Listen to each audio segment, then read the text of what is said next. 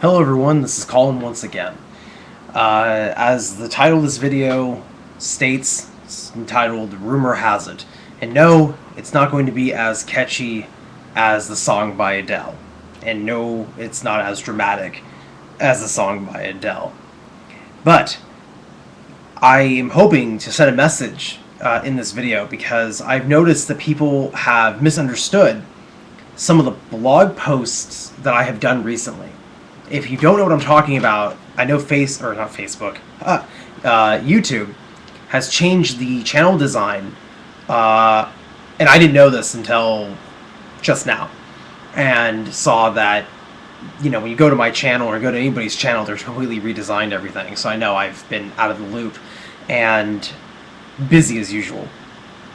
But I saw that someone left a comment on my channel about 3 days ago, and the irony is I just discovered the comments left on my blog.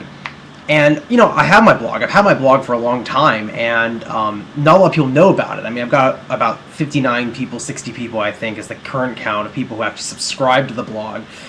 And they, and usually I have to say in a video, by the way, I posted this on my blog, I'm not accustomed to having people, a lot of people who usually don't read the blog actually read the blog and let alone comment on it. But I posted 2 posts that was part of a request from a subscriber here on YouTube who asked me, because as some of you know, I've been reading the Islamic philosophers like Al-Kindi, Al-Farabi, Ibn Sina, Ibn Rushd, or Averroes, and I also read The Incoherence of the Philosophers by Imam Ghazali, and I was doing that to gain a wider perspective on Islamic thought throughout the centuries. And I concluded doing that. I actually finished reading everything from Al-Kindi to The Incoherence of the Incoherence by Averroes or Ibn Rushd, and it had, that whole experience had a profound effect on me. And so I had a subscriber here that was interested in hearing what my reactions were to that entire experience of, what was it like to read all of that? What impact did that have on my theological thought process? And indeed, it has had an impact, amongst other things that I've been doing and studying. So I'll probably make a video on the subject, but I thought, why not? I'll post something called Personal Update on my blog, and I systematically went through and just, with utter honesty, talked about where I'm at right now theologically speaking. And then I posted a part 2 just to clarify things. And I'm taking cognitive psychology this semester, and I just learned about the subject called confirmation bias, which we all do. It's a cognitive thing where you have a set of beliefs and you learn something, you hear something, you read something, and you typically want to only hear stuff that conforms to your preconceived notions. And you have a disinterest, and depending on how bad your confirmation bias is, and this can be for something that's a positive subject or a negative subject, if your confirmation bias is incredibly huge, some people may just be like, I don't want to hear anything about it, if it's contrary to what your current held beliefs. And I think it's ironic that I just learned this last week in my cognitive psychology class, and now I've seen evidence of confirmation bias by people who have read my blog, which I think is just completely ironic. Because I have 2 people so far who have said that I have left Islam, that I have completely apostated from Islam. And maybe they didn't use the word apostate, but they've used the phrase like on your way out or has left. And nowhere in my blog posts do I say that. I wrote them. I read them through just to make sure that nothing was weird or anything. What I do say in the blog posts with utter honesty is that I have become disillusioned with Orthodox, Sunni, Ash'ari Islam. Maybe I didn't do a good job of typing that out, but I'm clarifying upon the clarification of the clarification that was on my blog. And really, the funny thing is, I posted this just to get this off my chest. I really, as I say in the blog post, I have no intent with arguing with anybody, trying to convince people of what my newfound views are about anything. I want to discuss things with people because that's what my blog is. But as many of you know, for years, it feels like it's been years, and I think it has been, I've been dedicating this channel to just debate. And as many of you have probably noticed, the trend of my current videos, I'm not interested in really doing that anymore. I really burnt myself out. I really was like, I want to debate the heck out of a subject with like people like Ahmed's Quran, whatever number he's at, 5, 3, whatever, debate all these people, and I'm just not interested in doing it anymore. I want to learn from people. I want to discuss things with people. So I'm kind of going through a personal transformation right now, and I don't want to repeat things that I said in my blog, because I wrote the blog so people would read the blogs. But I just want to make this clear. I feel like I can relate to Farhan Qureshi, which I know just saying that people are going to be like, holy crap! Okay, but please, hold on. Don't have that reaction. But I can relate to Farhan when he said that Orthodox Muslims, and some Muslims in particular, may not view him as being a Muslim anymore. And I think I said that on my blog. Now, the thing is that Farhan is calling himself an agnostic now. And I'm not an agnostic. However, when I was reading the Islamic philosophers, I related to their theological position and a lot of their views more than the orthodoxy. And I say this in my blog, that I felt like I had pulled a Benjamin Franklin, one of the founding fathers of the United States, because he picked up a book on a reverend who wanted to refute deism. And he read the book thinking, oh, so the reverend's going to refute deism. I'm going to be convinced that deism is false. And he came out of the book a deist. And that was the reaction I had. I read Al-Kindi, Farabi. I was reading them in order in which the books were written. So Kindi, Farabi, Ibn Sina, Imam Ghazali, and I expected Imam Ghazali to like completely blow the philosophers out of the water. And I came out of The Incoherence of the Philosophers by Imam Ghazali very much in line with the philosophers. And then I read Ibn Rushd, or Averroes' The Incoherence of the Incoherence, and that just solidified it for me. I was like, yes, I agree with the philosopher's viewpoint. Now, my studying of other subjects, like philosophy, outside of Islamic philosophy, comparative religion, psychology, specifically Jungian psychology, has had a huge impact on my views, theologically speaking. So I don't really...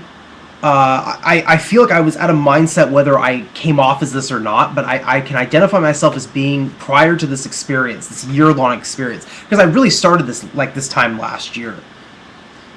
This sort of journey of reevaluating my beliefs. And this time last year, I was very much a confirmed Sunni, Ash'ari, following Shafi fiqh, Muslim. That was basically if you asked me to get into specifics, I made a video around this time last year basically saying that. And believed that, everything in the Quran, with the exception of what certain scholars' interpretations would say otherwise, everything in the Quran should be read literally. I was a firm believer in the literal readings of the scientific miracles in the Quran, etc., etc. But as I explained in my blog, because of a series of events, I didn't just wake up one day and I was like, I feel like reevaluating myself. I say this very clearly, and I've documented this. I've tried documenting this in my previous videos, that my mindset has shifted. Now, if someone were to come up to me and say, are you a Muslim? I would say yes. Because I understand that the term Islam and Muslim is a statement that describes a crap load of people. And as anyone can understand, by reading books by American Muslims or any Muslims in particular, people's personal beliefs vary. I mean, I have a whole bunch of Muslim friends, and their opinions and beliefs about things vary. Now, this whole individual approach to religion may freak out people that love to just kind of go with the dogmatic, literalistic, organized approach to things. But that is something that I just personally can't adhere to. So, just to clarify again, please listen to the words coming out of my mouth. Because, again, the funny thing is, I wrote those blog posts not to... I like to think, and I try, we all have elements of slight narcissism in us. I've had people accuse me that I'm just doing these videos to hear the sound of my own voice. That's not why I do this. I'm honestly trying to be the most straightforward person right now as I possibly can. And right now, what I'm saying is that I still consider myself a Muslim. My beliefs, my personal beliefs about what that means to be a Muslim, for me personally, has definitely changed. And as I say in my blog, I am not the same person I was, theologically speaking, about a year ago.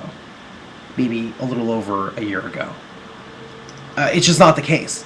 And when you read my blog, you'll see, the reasons why. Now, when you go to my blog, the most recent post, which I think I posted it today, I've been so busy that time is just bleeding together here, it was a response to a user who asked me some questions on my blog, on one of the blog posts. But the blog post I'm referring to is called Personal Update and then Personal Update 2, and the most recent one ties into my views about Scripture. I think it's called Symbolic Views of Scripture or something to that effect. So to get the full picture of what I'm talking about, please go to my blog. And now that YouTube has changed itself, I guess there's a link to the blog post like to the right when you're on the main channel. I don't know. Anyway, it's called, if you just Google Aussie CDA blog, you'll find it. And so I just want to clarify that, because as the Adele song clearly indicates, rumors can get started this way. So I wanted to nip this sucker in the bud before I've got like Answering Muslims or, AnsweringIslam.org or, FaithFreedom.org saying Aussie CDA is an apostate, that I never said that.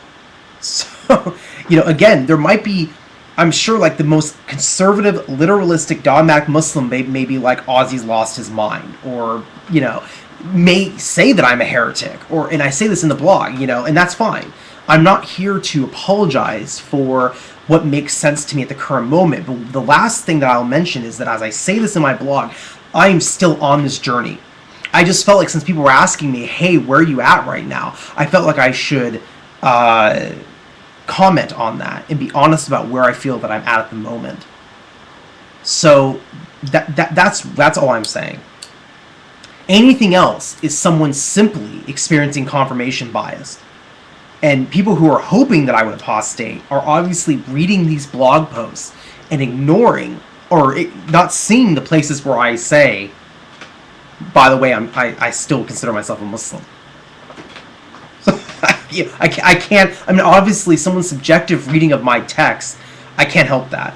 Whatever goes through your mind right now by watching this video or reading those blog posts, that's it, right? Information enters wherever it goes, however it's processed, that's on you.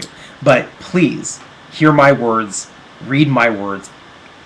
I have not apostated from Islam as a religion.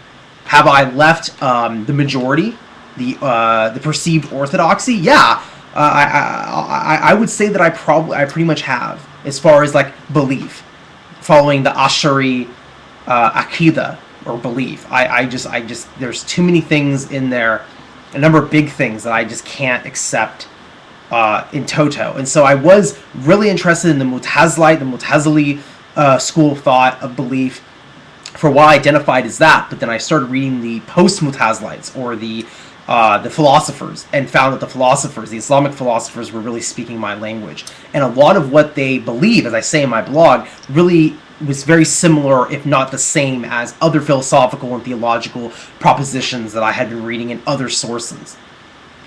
So the people who inspire me now theologically that are members of Islam are like Al-Kindi, Al-Farabi, Ibn Sina, Averroes, and also I would say the people who are alive right now would be Sayyid Hussein Nasr, the modern Muslim philosopher, and I would also say the modernist, even though I haven't read any of his books, I've just read interviews, but some of the stuff he says really is interesting. I'll probably make a video about him in the future, the individual named Michael Muhammad Knight, who is a conservative's worst nightmare. So yeah, that's pretty much where I'm at. So I hope this clarifies things. Hope you're all doing good. Assalamu alaikum rahmatullahi wa barakatuh. Peace.